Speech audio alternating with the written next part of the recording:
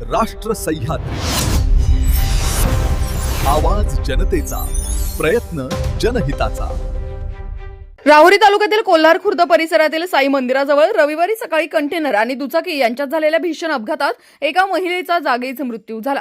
या दुर्दैवी घटनेमुळे परिसरात हळहळ व्यक्त होत आहे। मिळालेल्या माहितीनुसार MP09M1637 क्रमांकाचा कंटेनर आणि MH172020 क्रमांकाची पल्सर दुचाकी यांच्यात जोरदार धडक झाली।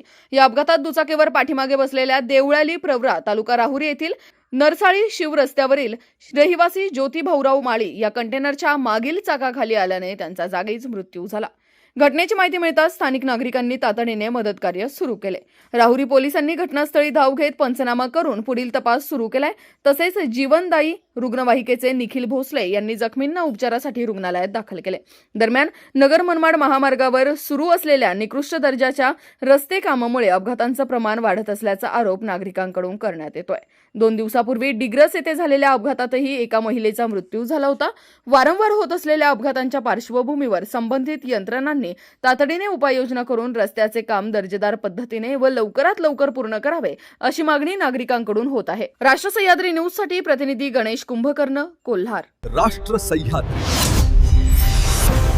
आवाज जनतेचा, प्रयत्न जनहिताचा।